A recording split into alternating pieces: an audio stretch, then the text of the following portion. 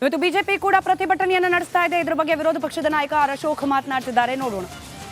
BJP ನಾಯಕರು ಇವತ್ತು ಇಲ್ಲಿ ಬೆಂಗಳೂರಿನಲ್ಲಿ ಪ್ರತಿಭಟನೆ ಮಾಡ್ತಾ ಇದ್ದಾರೆ. ಆ ಕಡೆ ಕೇಂದ್ರ ಸರ್ಕಾರದ ವಿರುದ್ಧ ಇವತ್ತು ಕಾಂಗ್ರೆಸ್ ನಾಯಕರು ಅಲ್ಲೋಗಿ ಪ್ರತಿಭಟನೆಯನ್ನು ಮಾಡ್ತಾ ಇದ್ದಾರೆ. ಈ ಎರಡು ಪ್ರತಿಭಟನೆ ಜನರಿಗೆ ಯಾವ ರೀತಿ ಅರ್ಥ ಆಗುತ್ತೆ ಅಂತ ಸರ್? ಕಾಂಗ್ರೆಸ್ ನಾಯಕರು ಹೋಗಿರೋದು ದೇಶ ವಿಭಜನೆ ಮಾಡೋಕ್ಕೆ.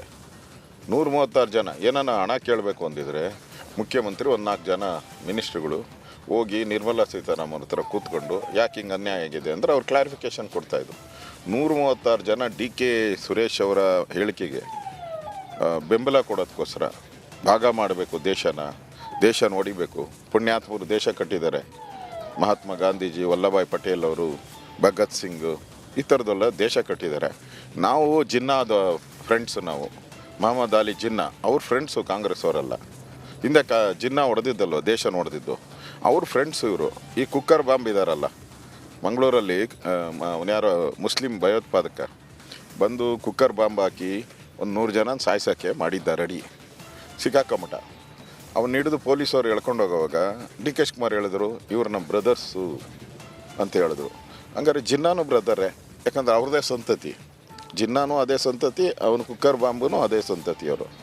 ಸೊ ಅವರು ಇವತ್ತು ಹೋಗಿರೋ ಅಂಥದ್ದು ದೇಶನ ವಿಭಜನೆ ಮಾಡೋಕ್ಕೆ 136 ಜನನೂ ಕರ್ಕೊಂಡು ಹೋಗಿದ್ದಾರೆ. ಇವರೆಲ್ಲರೂ ದೇಶ ವಿಭಜನೆ ಮಾಡೋಕ್ಕೆ ಹೋಗಿರೋ ಅಂಥವ್ರು. ಇವ್ರು ಕಾನ್ಸ್ಟಿಟ್ಯೂನ್ಸಿಗೆ ಬಂದರೆ ಜನ ಕೇಳ್ತಾರೆ. ವಾಪಸ್ಸು 136 ಜನನೂ ವಾಪಸ್ಸು ಬಂದಾಗ, ಬೆಂಗಳೂರಿಗೆ ಬಂದಾಗ ಜನ ಕೇಳ್ತಾರೆ, ಏನು ಕಪ್ಪ ಹೋಗಿದ್ದೆ, ಸುರೇಶ್ ಅವರಿಗೆ ಬೆಂಬಲ ಮಾಡಿ ದೇಶನ ಹೊಡೆಯೋಕ್ಕೆ ಹೋಗಿದ್ದೆ ಅಂತ ಜನ ಮತದಾರರು ಕೇಳ್ತಾರೆ. ಮತದಾರರು ಇವರಿಗೆ ಸರಿಯಾದಂಥ ಈ ಯಾರ್ಯಾರು ಹೋಗಿದ್ದಾರೋ ಅವರೆಲ್ಲರಿಗೂ ಮತದಾರರು ಸರಿಯಾದಂಥ ಬುದ್ಧಿಯನ್ನು ಕಲಿಸ್ತಾರೆ. ಸರ್, ಈಗ ಕಾಂಗ್ರೆಸ್ನ ಏಕೈಕ ಸಂಸದ ಡಿ.ಕೆ. ಸುರೇಶ್ ಅವರು ದೇಶ ವಿಭಜನೆ ಹೇಳಿಕೆಯನ್ನು ಕಿಡಿಯನ್ನು ಒತ್ತಿಸಿದ್ರು. ಅದಾದ ನಂತರ ಈಗ ಮತ್ತೋರ್ವ ಶಾಸಕ ವಿನಯ್ ಕುಲಕರ್ಣಿ ಅವರು ಈಗ ದೆಹಲಿಯಲ್ಲಿ ಒಂದು ಹೇಳಿಕೆಯನ್ನು ಕೊಟ್ಟಿರ್ತಕ್ಕಂಥದ್ದು. ಮುಂದಿನ ದಿನದಲ್ಲಿ ಇದೇ ರೀತಿ ಆಗಿದ್ದೇ ಆದರೆ, ಅಂದರೆ ಕೇಂದ್ರದಿಂದ ರಾಜ್ಯಕ್ಕೆ ಅನುದಾನದ ವಿಚಾರವಾಗಿ ಇದೇ ರೀತಿ ತಾರತಮ್ಯ ಮುಂದುವರೆದಿದೆ ಆದರೆ ಬದಲಿ ವ್ಯವಸ್ಥೆ ಆಗಬಹುದು ಅನ್ನೋ ಅರ್ಥದಲ್ಲಿ ಮಾತಾಡಿದ್ದಾರೆ. ಅಂದರೆ ದೇಶ ವಿಭಜನೆಗೆ ಮತ್ತೋರ್ವ ಶಾಸಕ ಈಗ ಕೈ ಜೋಡಿಸಿರ್ತಕ್ಕಂಥದ್ದು. ನಾನು ಹೇಳ್ದಲ್ಲ, ಕಾಂಗ್ರೆಸ್ಸಿನ ರಕ್ತದಲ್ಲೇ ಈ ದೇಶ ವಿಭಜನೆ ಮಾಡುವಂಥದ್ದು ಬಂದುಬಿಟ್ಟಿದೆ. ಯಾಕಂದರೆ ಹಿಂದೆ ಪಾಕಿಸ್ತಾನ, ಬಾಂಗ್ಲಾದೇಶ ವಿಭಜನೆ ಆಗೋ ಸಂದರ್ಭದಲ್ಲಿ ಕಾಂಗ್ರೆಸ್ ಅವರೇ ಸಹಿ ಹಾಕಿತ್ತು. ಈಗಲೂ ಅವ್ರದ್ದು ಅದೇ ಮೆಂಟಾಲಿಟಿ, ವಿಭಜನೆ ಮಾಡಬೇಕು ಅಂತ. ಈಗ ಡಿ.ಕೆ. ಶಿವಕುಮಾರ್ ಸುರೇಶ್ ಅವರಿಗೆ ಕನಕಪುರನ ಭಾಗ ಮಾಡ್ಕೊಬೇಕು ಅನ್ನೋದು ಅವ್ರಿಗೆ, ಅಲ್ಲಿ ಹುಬ್ಳಿನ ಭಾಗ ಮಾಡ್ಕೊಬೇಕು ಅಂತ ವಿನಯ್ ಕುಲಕರ್ಣಿ ಅವ್ರದ್ದು. ಹುಬ್ಳಿನೇ ಒಂದು ಸಪ್ರೇಟ್ ದೇಶ, ಇವ್ರಿಗೆ ಕನಕಪುರನೇ ಒಂದು ಸಪ್ರೇಟ್ ದೇಶ. ಹಿಂಗೆ ಎಲ್ಲ ತಮಿಳ್ನಾಡೇ ಹಂಗಾರೆ ಸಪ್ರೇಟು, ಕೇರಳನೇ ಸಪ್ರೇಟು, ಆಂಧ್ರನೇ ಸಪ್ರೇಟು, ಗೋವಾನೇ ಸಪ್ರೇಟು, ಮಹಾರಾಷ್ಟ್ರನೇ ಸಪ್ರೇಟು.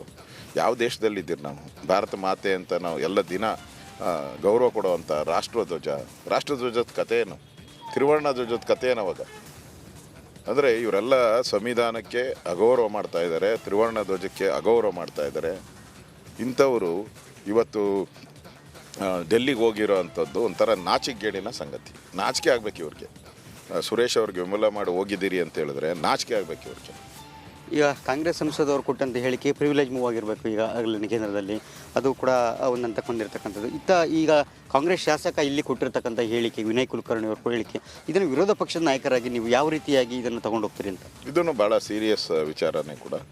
ಇದ್ರ ಬಗ್ಗೆನೂ ಕೂಡ ನಮ್ಮ ಎಲ್ಲ ನಾಯಕರ ಜೊತೆ ನಾನು ಚರ್ಚೆ ಮಾಡ್ತೀನಿ. ಈಗ ವಿನಯ್ ಕುಲಕರ್ಣಿ ಒಬ್ಬರೇ ಅಲ್ಲ, ಈಗ 136 ಜನ ಹೋಗಿದ್ದಾರಲ್ಲ, ದೇಶ ವಿಭಜನೆ ಮಾಡುವಂಥ ಒಂದು ಸವಾಲನ್ನು ತೆಗೆದುಕೊಂಡು ಡೆಲ್ಲಿವರೆಗೂ ಹೋಗಿದ್ದಾರಲ್ಲ.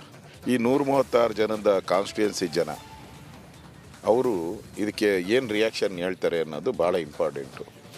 ದೇಶ ಒಂದಾಗಿರಬೇಕು ಅನ್ನೋದು ಎಲ್ಲರದ್ದು ಭಾವನೆ.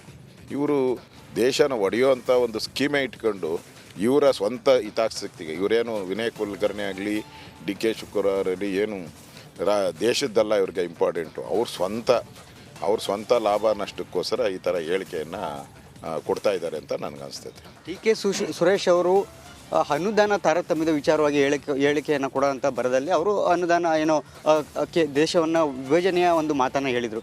ಈಗ ವಿನಯ್ ಕುಲಕರ್ಣಿ ಅವರು ನೇರವಾಗಿ ಶಾಸಕರಾದವರು ಅನುದಾನದ ವಿಚಾರವಾಗಿ ಮುಂದುವರೆದ ಭಾಗವಾಗಿ ಈಗ ದೇಶ ವಿಭಜನೆಯ ಕಿಡಿಯನ್ನು ನೇರವಾಗಿ ಒತ್ತಿರ್ತಕ್ಕಂಥದ್ದು. ಅವ್ರು ಹೇಳಿದಾಗ ಕೇಂದ್ರಕ್ಕೆ ಹೋಗಿ ಪ್ರತಿಭಟನೆ ಮಾಡೋದು, ಕೇಂದ್ರ ಸಂಸದರು ಹೇಳಿದಾಗ ಇಲ್ಲಿ ರಾಜ್ಯದಲ್ಲಿ ಈಗ ಇರ್ತಕ್ಕಂಥ ವಿನಯ್ ಕುಲಕರ್ಣಿ ಅವರು ಹೇಳಿರ್ತಕ್ಕಂಥ ಹೇಳಿಕೆ, ಇಲ್ಲಿ ವಿರೋಧ ಪಕ್ಷವಾಗಿ ಅಂದರೆ ಇಲ್ಲಿ ನಿಮ್ಮ ಪಾತ್ರ, ಯಾಕೆಂದರೆ ಇದು ಮತ್ತೊಬ್ಬ ಶಾಸಕನು ಕೂಡ ಇದೇ ರೀತಿಯಾಗಿ ಮುಂದುವರೆದ ಭಾಗವಾಗಿ ಹೇಳಿಕೆಗಳನ್ನ ಕೊಡ್ತಾ ಹೋಗ್ಬೋದು ಇದೇ ರೀತಿಯಾಗಿ. ಈ ಮುಂದೆ ಅಂದರೆ ವಿರೋಧ ಪಕ್ಷವಾಗಿ ನೀವು ಇದನ್ನು ಯಾವ ರೀತಿ ಎತ್ಕೋತೀರಿ ಅಂತ? ಅಲ್ಲ, ದೇಶ ವಿಭಜನೆ ಮಾಡುವಂಥ ಹೀನ ಕಾರ್ಯವನ್ನು ಕಾಂಗ್ರೆಸ್ ಅವರು ಮಾಡ್ತಾ ಇದ್ದಾರೆ. ನಾವು ವಿರೋಧ ಪಕ್ಷ ಆಗಿರಲಿ, ಸಾಮಾನ್ಯ ಒಬ್ಬ ನಾಗರಿಕ ಆಗಿರಲಿ, ಪ್ರತಿಯೊಬ್ಬ ನಾಗರಿಕನು ದೇಶವನ್ನು ಪ್ರೀತಿಸುವಂತನು, ಭಾರತ ಮಾತೆಯನ್ನು ಪ್ರೀತಿಸುವ ಪ್ರತಿಯೊಬ್ಬ ನಾಗರಿಕನು ಕೂಡ. ದಿನದ ಟಾಪ್ 30 ಸುದ್ದಿಗಳನ್ನ ಒಂದೊಂದಾಗಿ ನೋಡ್ತಾ ಹೋಗೋಣ.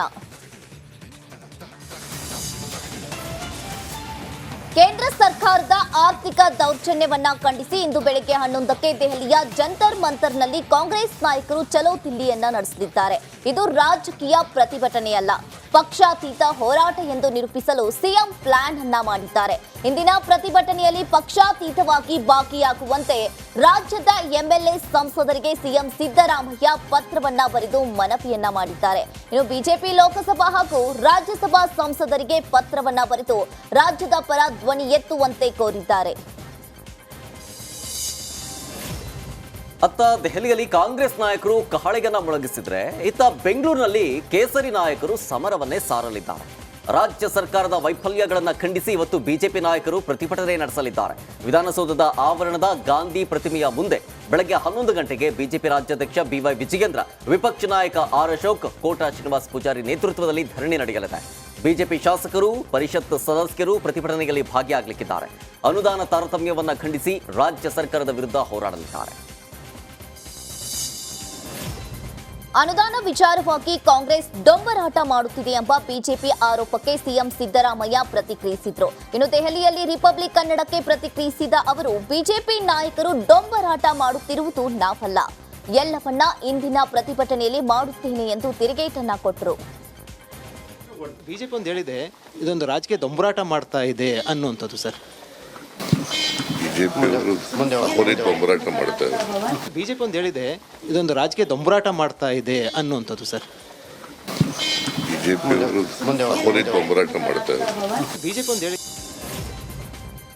ಕೇಂದ್ರ ಸರ್ಕಾರದ ವಿರುದ್ಧ ಕಾಂಗ್ರೆಸ್ ಅನುದಾನ ಸಮರಕ್ಕೆ ಕೈ ಜೋಡಿಸುವಂತೆ ಮಾಜಿ ಪ್ರಧಾನಿ ದೇವೇಗೌಡರಿಗೆ ಸಿಎಂ ಪತ್ರವನ್ನು ಬರೆದು ಮನವಿಯನ್ನ ಮಾಡಿಕೊಂಡಿದ್ದಾರೆ. ಕನ್ನಡ ನಾಡಿಗೆ ಆಗ್ತಾ ಇರುವ ಅನ್ಯಾಯದ ವಿರುದ್ಧ ಹೋರಾಡೋಣ, ನಮ್ಮ ಜೊತೆ ಕೈ ಜೋಡಿಸಿ ಅಂತ ಸಿದ್ದರಾಮಯ್ಯನವರು ಮನವಿಯನ್ನ ಮಾಡಿದ್ದಾರೆ. ಬಿಜೆಪಿ ಸಂಸದರು, ಜೆಡಿಎಸ್ ಸಂಸದರಿಗೂ ಕೂಡ ಸಿಎಂ ಸಿದ್ದರಾಮಯ್ಯನವರು ಕೋರ್ಕೊಂಡಿದ್ದಾರೆ. ಇಂದು ವಿಧಾನಸೌಧದ ಆವರಣದ ಗಾಂಧಿ ಪ್ರತಿಮೆ ಬಳಿ ನಡೆಯಲಿರುವ ಬಿಜೆಪಿ ಪ್ರತಿಭಟನೆ ವಿರುದ್ಧ ಸಚಿವ ಕೆಎಚ್ ಮುನಿಯಪ್ಪ ಕಿಡಿಕಾರಿದ್ದಾರೆ. ಬಿಜೆಪಿ ಸುಮ್ಮನೆ ಆರೋಪವನ್ನ ಮಾಡಬಾರದು, ನಮ್ಮ ಅನುದಾನವನ್ನ ನಮಗೆ ಕೊಡಲಿ, ಆಮೇಲೆ ಅನುದಾನ ಎಷ್ಟು ಕೊಟ್ಟಿದೆ ಅಂತ ಹೇಳಲಿ ಎಂದು ರಿಪಬ್ಲಿಕ್ ಕನ್ನಡ ಮೂಲಕ ವಾಗ್ದಾಳಿಯನ್ನ ನಡೆಸಿದ್ರು. ತಮ್ಮ ವೈಫಲ್ಯತೆಯನ್ನ ಮುಚ್ಚಿಕೊಳ್ಳುವುದಕ್ಕೆ ಕಾಂಗ್ರೆಸ್ ನಾಯಕರು ಅನುದಾನ ವಿಚಾರದಲ್ಲಿ ಅನ್ಯಾಯ ಆಗಿದೆ ಅಂತ ಪ್ರತಿಭಟನೆ ಮಾಡ್ತಾ ಇದ್ದಾರೆ ಅಂತ ಹೇಳಿ ಪ್ರಹ್ಲಾದ್ ಜೋಶಿ ಕಿಡಿಕಾರಿದ್ದಾರೆ. ನವದೆಹಲಿಯಲ್ಲಿ ಮಾತನಾಡಿದ ಕೇಂದ್ರ ಸಚಿವ ಪ್ರಹ್ಲಾದ್ ಜೋಶಿ, ಕುಣಿಯಲು ಬರೆದಿದ್ರೆ ನೆಲ ಡೊಂಕು ಅನ್ನುವಂತೆ ಸಿಎಂ ವರ್ತನೆ ಇದೆ. ಗ್ಯಾರಂಟಿಯಿಂದ ಅಭಿವೃದ್ಧಿ ಕೆಲಸ ಸಾಧ್ಯ ಇಲ್ಲ ಅಂತ ಡಿಸಿಎಂ ಹಾಗೂ ಸಿಎಂ ಹಣಕಾಸು ಕಾರ್ಯದರ್ಶಿ ಬಸವರಾಜ ರಾಯರೆಡ್ಡಿ ಕೂಡ ಈ ಮಾತನ್ನ ಹೇಳಿದ್ದಾರೆ. ಪ್ಲಾನ್ ಇಲ್ಲದೆ ಮನಬಂದಂತೆ ಗ್ಯಾರಂಟಿ ಘೋಷಣೆ ಮಾಡಿದ್ರಿಂದ ಈ ಪರಿಸ್ಥಿತಿ ಬಂದಿದೆ. ಇನ್ನು ರಾಜ್ಯದಲ್ಲಿ ಗ್ಯಾರಂಟಿಯೂ ಸರಿಯಾಗಿ ಜಾರಿಯಾಗಿಲ್ಲ, ಇತ್ತ ಅಭಿವೃದ್ಧಿಯೂ ಆಗ್ತಾ ಇಲ್ಲ ಅಂತ ಹೇಳಿ ಕಿಡಿಕಾರರು. ರಾಜ್ಯದಲ್ಲಿ ಸಂಗ್ರಹಿಸಿದ ಜಿಎಸ್ಟಿ ಪಾಲು ಕಾಂಗ್ರೆಸ್ ಸರ್ಕಾರದ ಬಳಿಯಲ್ಲಿಯೇ ಇದೆ ಎಂದು ಕಾಂಗ್ರೆಸ್ ಕೇಂದ್ರ ಸಚಿವ ಪ್ರಹ್ಲಾದ್ ಜೋಶಿ ವಾಗ್ದಾಳಿಯನ್ನ ನಡೆಸಿದ್ದಾರೆ. ಅಂತರರಾಜ್ಯ ಜಿಎಸ್ಟಿ 50% ರಾಜ್ಯಕ್ಕೆ ಹೋಗ್ತಾ ಇದೆ. ಈ ತೆರಿಗೆ ಪದ್ಧತಿ ನೆಹರು ಕಾಲದಿಂದಲೂ ಕೂಡ ಇದೆ. ನಯಾ ಪೈಸಾ ಜಿಎಸ್ಟಿ ಬಾಕಿ ಉಳಿಸಿಕೊಂಡಿಲ್ಲ. 6,280 ಕೋಟಿ ಬಡ್ಡಿ ರಹಿತ ಸಾಲವನ್ನ ನೀಡಿದೆ. 18,000 ಕೋಟಿ ಅನುದಾನ ರಾಜ್ಯಕ್ಕೆ ನೀಡಲಿದ್ದೇವೆ. ಇನ್ನು ಆದ್ರಿಂದ ಸಿಎಂ ತಮ್ಮ ವೈಫಲ್ಯವನ್ನ ಮುಚ್ಚಿಕೊಳ್ಳಲು ಪ್ರತಿಭಟನೆಯನ್ನ ಮಾಡ್ತಿದ್ದಾರೆ ಎಂದು ಜನರ ದಾರಿಯನ್ನ ತಪ್ಪಿಸಲು ಕಾಂಗ್ರೆಸ್ ಈ ರೀತಿಯಾಗಿ ತೀರ್ಮಾನವನ್ನ ಮಾಡಿದೆ. ಇನ್ನು ಜವಾಬ್ದಾರಿಯುತ ಪಕ್ಷ ಹೀಗೆ ಮಾತನಾಡಲು ಸಾಧ್ಯವಿಲ್ಲ ಎಂದು ವಾಗ್ದಾಳಿಯನ್ನ ನಡೆಸಿದ್ರು.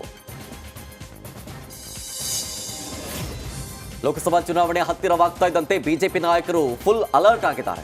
ವಿಧಾನಸಭೆ ಸೋಲು ಬೆನ್ನಲ್ಲೇ ಲೋಕಸಭೆ ಅಖಾಡಕ್ಕಿಳಿಯೋದಕ್ಕೆ ಮಾಜಿ ಸಚಿವ ಎಂಪಿ ರೇಣುಕಾಚಾರ್ಯ ಮುಂದಾಗಿದ್ದಾರೆ. ಹೀಗಾಗಿ ಟಿಕೆಟ್ ಪಡೆಯೋದಕ್ಕೆ ಮಾಜಿ ಪ್ರಧಾನಿ ದೇವೇಗೌಡರನ್ನ ರೇಣುಕಾಚಾರ್ಯರವರು ಭೇಟಿಯಾದರು. ರಾಜ್ಯಪಾಲ ತಾವರ್ ಚಂದ್ ಗೆಹ್ಲೋಟ್ ಅವರ ಮೊಮ್ಮಗ ಧೀರಜ್ ಗೆಹ್ಲೋಟ್ ವಿವಾಹ ಆರತಕ್ಷತೆ ಸಮಾರಂಭದಲ್ಲಿ ಸಿಎಂ ಸಿದ್ದರಾಮಯ್ಯ ಅವರು ಭಾಗವಹಿಸಿ ಶುಭವನ್ನ ಕೋರಿದ್ರು. ಮಧ್ಯಪ್ರದೇಶದ ಇಂದೋರ್ನಲ್ಲಿ ನಡೆದ ಸಮಾರಂಭದಲ್ಲಿ ಉಪಮುಖ್ಯಮಂತ್ರಿ ಡಿಕೆ ಶಿವಕುಮಾರ್, ಸಚಿವರಾದ KJ George, doctor G Parameshwar, doctor G Sudhakar ಹಾಗೂ ಮುಖ್ಯಮಂತ್ರಿಗಳ ರಾಜಕೀಯ ಕಾರ್ಯದರ್ಶಿ ಗೋವಿಂದರಾಜು ಹಾಜರಿದ್ದರು. ಮಾಜಿ ಸಚಿವ ರಮೇಶ್ ಜಾರಕಿಹೊಳಿ ಮಾಲೀಕತ್ವದ ಸಕ್ಕರೆ ಕಾರ್ಖಾನೆ ಮೇಲೆ ಸಿಐಡಿ ಅಧಿಕಾರಿಗಳು ದಾಳಿ ನಡೆಸಿದ್ದಾರೆ. ಬೆಳಗಾವಿಯ ಚಿಕ್ಕನಂದಿ ಗ್ರಾಮದ ಸಮೀಪವಿರುವ ಶುಗರ್ ಫ್ಯಾಕ್ಟರಿ ಮೇಲೆ ರೇಡ್ ಮಾಡಿ ದಾಖಲೆಗಳನ್ನು ಪರಿಶೀಲಿಸಿದ್ರು. ಈ ಸಕ್ಕರೆ ಕಾರ್ಖಾನೆ ಸ್ಥಾಪಿಸುವುದಕ್ಕೆ 439 ಕೋಟಿಯನ್ನ ಅಪೆಕ್ಸ್ ಬ್ಯಾಂಕ್ನಲ್ಲಿ ಸಾಲ ಪಡೆಯಲಾಗಿತ್ತು. ಸಾಲ ಮರುಪಾವತಿ ಮಾಡದ ಹಿನ್ನೆಲೆ ರಮೇಶ್ ಜಾರಕಿಹೊಳಿ ವಿರುದ್ಧ ಅಪೆಕ್ಸ್ ಬ್ಯಾಂಕ್ ಮ್ಯಾನೇಜರ್ ರಾಜಣ್ಣ ಮುತ್ತಶೆಟ್ಟಿ ದೂರು ನೀಡಿದ್ರು. ಬೆಳಗಾವಿ ನೀರಾವರಿ ಇಲಾಖೆ ಕಚೇರಿಗೆ ರೈತರು ಮುತ್ತಿಗೆ ಹಾಕಿದ್ದಾರೆ. ಹಿಡಕಲ್ ಡ್ಯಾಂಗೆ ಭೂಮಿ ಕಳೆದುಕೊಂಡ ರೈತರಿಂದ ಮುತ್ತಿಗೆ ಹಾಕಿದೆ. ಇನ್ನು ಗುಡುಗನಟ್ಟಿ ಮಾಸ್ತಿಹೊಳಿ ಗ್ರಾಮದ ರೈತರಿಂದ ಮುತ್ತಿಗೆ ಹಾಕಲಾಗಿದೆ. ಹುಕ್ಕೇರಿ ತಾಲೂಕಿನ ಗುಡುಗನಟ್ಟಿ ಮಾಸ್ತಿಹೊಳಿ ಗ್ರಾಮ 394 ಎಕರೆ ಜಮೀನನ್ನ ಕಳೆದುಕೊಂಡಿದ್ದ ರೈತರಿಂದ ಆಕ್ರೋಶ ಕೂಡ ವ್ಯಕ್ತವಾಗಿದೆ. ಇನ್ನು 50 ವರ್ಷ ಕಳೆದ್ರೂ ಕೂಡ ಪರಿಹಾರದ ಹಣ ಬರಲಿಲ್ಲ ಎಂದು ಸಿಟ್ಟು ಮಾಡಿಕೊಂಡಿದ್ರು. ಚೀಫ್ ಇಂಜಿನಿಯರ್ ರಾಠೋಡ್ ಕಚೇರಿಯಲ್ಲಿ ಧರಣಿ ಪರಿಹಾರ ಪಡೆದೇ ಮರಳಿ ಹೋಗುವುದಾಗಿ ಬಿಗಿ ಪಟ್ಟು ಹಿಡಿದಿದ್ದಾರೆ. ನೋಟಿಸ್ ಕೊಟ್ಟಿದ್ದಾರೆ ಅವ್ರ ಹಿಂಗೆ ಏನೋ ದಾಖಲೆ ಅಂತ ಕೊಟ್ಟಿದ್ದಾರೆ. ಈಗ ಅಟೆಸ್ಟೆಡ್ ಮಾಡಿಕೊಡು ಮತ್ತು ಇದು ಯಾವ ಏನೇನು ಹೆಚ್ಚು ಕೊಟ್ಟಿದೆ ಅಂತ ಕೇಳೋದಕ್ಕೆ ಅಟೆಸ್ಟೆಡ್ ಮಾಡಿ ಕೊಡಾಕ್ತಾ ಇರಲಿಲ್ಲ ಅವ್ರ. ಇಲ್ಲೇ ಸಹಿ ಮಾಡಿದಾರೆ ಈಗ. ಈ ಕಾಪಿಗಳಿಗೂ ಇವಕ್ಕೂ ಸಹಿ ಮಾಡಿ ಕೊಡ್ಬೇಕಲ್ಲ. ಇವ್ನು ಸಹಿ ಅಟೆಸ್ಟೆಡ್ ಮಾಡಿ ಕೊಡ್ತಕ್ಕ ನಾವು 2 ದಿವಸ ಹೇಳಿದ್ರೆ ಅಧಿಕೃತ ದಾಖಲೆ ಕೊಡಬೇಕು. ಇವ್ರು ಕೊಟ್ಟು ದಾಖಲೆ ತಯಾರು ಮಾಡ್ಕೊಂಡು ಬಂದಿದ್ರೆ ಮಣ್ಣಿದ ಮಾಡಬೇಕು. ಇಲ್ಲಿವರೆಗೆ ಅಧಿಕಾರಿಗಳು ಬಂದು ಭೇಟಿ ಆದರೆ ಏನು ಅವ್ರು ಇಲ್ಲಿ 5 ಮಿನಿಟ್ ಬರ್ತಾರೆ, ಹೋಗಿ ಅಲ್ಲಿ ಇಲ್ಲಿ ರೂಮ್ನಾಗ ಏನಕ್ಕೆ ಮಾತಾಡತ್ತಾರೆ. ಅವ್ರು ಏನು ಮಾತಾಡತ್ತಾರ ಅಂತ ಏನು ಗೊತ್ತಾರ ನಾವು ಇಲ್ಲಿ ಬರೋಣ. ನಾವು ಮಾತಾಡ್ತೀವಿ. ನಾವು ಊಟ ಇಲ್ಲ, ಏನಿಲ್ಲ, ಚಾ ಇಲ್ಲ, ಏನಿಲ್ರಿ. ಅವ್ರ ಅನ್ಕ ಹೋಗಿ ಊಟ ಮಾಡಿ ಬರತ್ತಾರೋ. ನಾವು ಹಂಗೆ ಗೊತ್ತಾಗ್ಬಿಡೋರು. ಒಟ್ಟು ಬೆಳತನಕ ಇಲ್ಲ ಏನ್ರಿ? ಹಾಂ, ಬೆಳ್ತಾನ ಇಲ್ಲಿ. ಬೆಳ್ತಾನ ತಿಂಗಳಾಗಿ ಒಟ್ಟು ನ್ಯಾಯ ಸಿಗುಮಟ ಇಲ್ಲಿ. ನ್ಯಾಯ ಸಿಗಮಟ್ಟ ಇಲ್ಲಿ. ಸರ್ ನೋಟಿಸ್ ಕೊಟ್ಟಿದ್ದಾರೆ ಅವ್ರ.